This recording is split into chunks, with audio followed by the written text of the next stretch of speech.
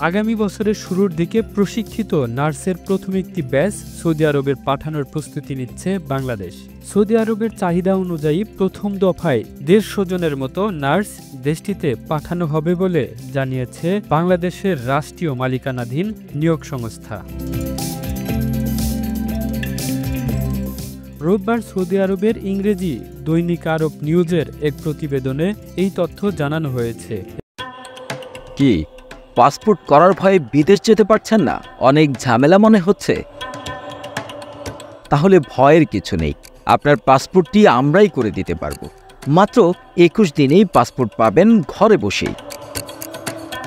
আর এর জন্য যে সকল ডকুমেন্টস আমাদেরকে দিবেন, আপনার জাতীয় পরিচয়পত্রের সামনে ও পেছনে স্পষ্ট ছবি তুলুন। এরপর ছবিটি আমাদের হোয়াটসঅ্যাপ নম্বরে এক্ষুনি পাঠিয়ে দেন। আমরা আপনাকে সামারি পেজ দেব। আপনার টাকা আপনি ব্যাংকে জমা দিবেন। যে কোনো প্রয়োজনে আমাদের হোয়াটসঅ্যাপ নম্বরে যোগাযোগ করুন। এতে বলা হয়েছে 2025 সালের শুরুর দিকে প্রশিক্ষিত নার্সের প্রথম একটি ব্যাচ রিয়াদে পাঠানোর প্রস্তুতি নিচ্ছে ঢাকা। বাংলাদেশ মেডিকেল অ্যাসোসিয়েশনের তথ্য অনুযায়ী সৌদি আরবের বসবাসরত প্রায় 30 লাখ বাংলাদেশি প্রবাসী কর্মীদের মাঝে চিকিৎসক রয়েছেন মাত্র কয়েক ডজন।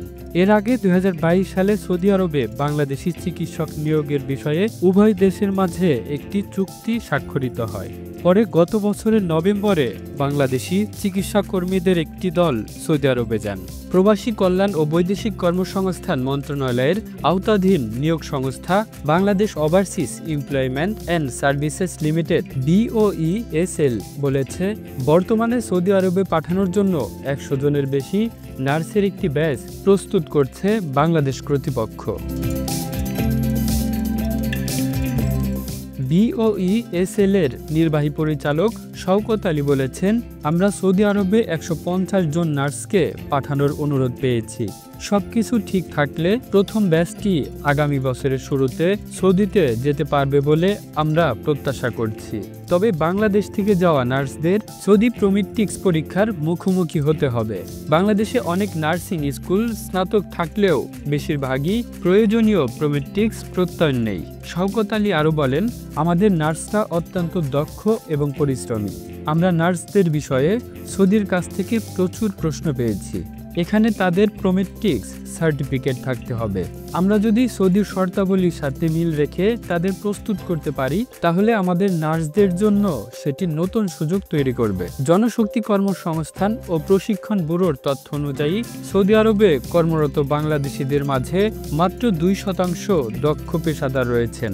তবে চলতি বছরের শুরু থেকে এই সংখ্যা ক্রমান্বয়ে বাড়ছে।